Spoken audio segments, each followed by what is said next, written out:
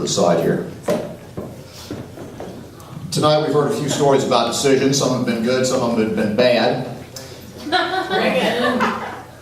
I decided to hide the microphone and hold it. I'll let you decide whether that's a good decision. I've got 3 little stories for you, and they're all going to come together in the end, so give me a minute. First of all, I'd like to make a shameless plug. I'm going to be setting up as a dealer at the Asheville Comic Book Expo. It's going to be on the 13th of October. Come on down to the Civic Center. I'd love to sell you something. The little story, though, begins with the comic book business. I've been in it for many years. About 3 weeks ago, I went to the flea market out at Smiley's. The guy had a huge thing of D&D stuff, and I thought, this is something I could sell to geeks at a comic book convention. So I bought it. It's $10. Went home, started looking through it, had the first edition, D&D. I thought, oh man, I've made it now. Opened it up, checked on the internet, found the list, had all the stuff. So I went through and I cataloged it. Oh, it's got this, it's got the character reference, it's got the so-and-so. I turned over the last piece of sheath in it, and there was a Trojan in the bottom of the D&D, an unused, thank God it was unused, Trojan. And I thought to myself, you know what? This dates to 1982. At some point, some little wise ass in 1982 said, you know how I'm going to get lucky? I'm going to show her my D&D first edition. Then, after I've got her right there in my hands, I'll pull out the Trojan. Say, hey baby, you ever done it with a warlock? But that's not what I've come to tell you. I told you this, I told you that, I'll tell you this. I was in the sightseeing business, St. Augustine, Florida. Anybody ever been to St. Augustine, Florida? It's the nation's oldest city. Anybody ever ride the little sightseeing tours there? Little red trains, little green trolleys? Yeah. Yeah, both of you, huh?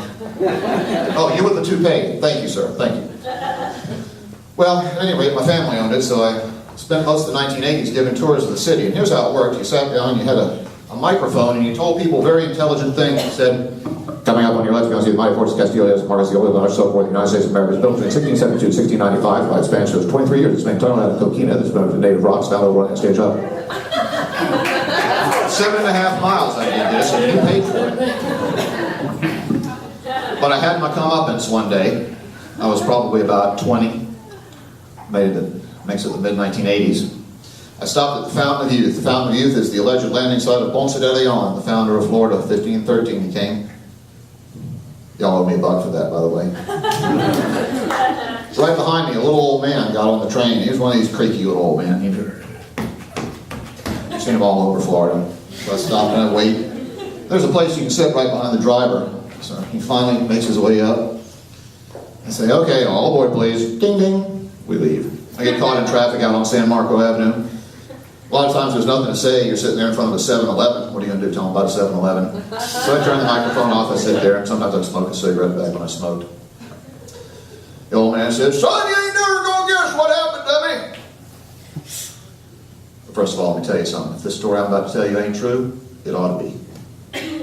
The old man said, son, you ain't never going to guess what just happened to me at the Fountain of Youth. I said, tell me, sir, what happened to you at the Fountain of Youth? He said, well, you know how it rained earlier. You know, they got all that little tropical stuff out there. Well, I was walking around and they had all them lily pads and there was some frogs out there. Now I got the biggest frogs I ever seen. They's as big as your fist down in Florida. Out here you got little teeny frogs, man. You can just take 3 or 4 of them. Down there they're huge. He said, but the weird thing was, I walked up and I looked. One of them looked a little different. I couldn't tell what it was. The frog looked up to me, and it spoke to me. And the frog said, sir, pick me up. The old man said, all right. Picked up the frog. The frog looked right at him and said, sir, you have to help me. 1,000 years ago, I made the mistake of defying the Indian chieftain of this area. And he had a witch put a curse on me. And I will be a frog forevermore. Until a man sees me and picks me up and kisses me. I say, now sir, come on now. I've told some tall stories out here on this train. I've told a few things that, I'll be frank, I'm not proud of. But I've never lied to anybody about having a talking frog.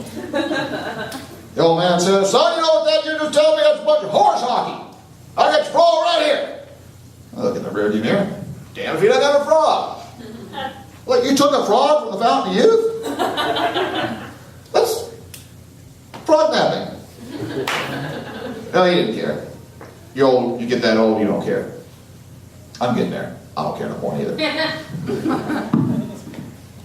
So he says, all right, well, that's the frog. Let the frog say something. So I turn around, I'm still stopped in traffic in front of the 7-Eleven. Turn around, look at the frog. Damn if the frog doesn't say, will you please kiss me? This guy won't kiss me. I told him I just kiss me. I'll turn into a beautiful princess. Who doesn't want a beautiful princess? I said, sir, kiss the damn frog. You'll get a beautiful princess. He said, son, I'm 84 years old. I'd rather have a talking frog.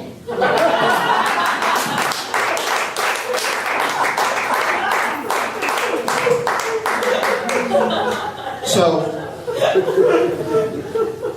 just so we're clear here, you've paid money tonight to see a man shot, a scar. You paid money to hear stories from all walks of life. You paid money to hear about a Trojan found in the bottom of a D&D box.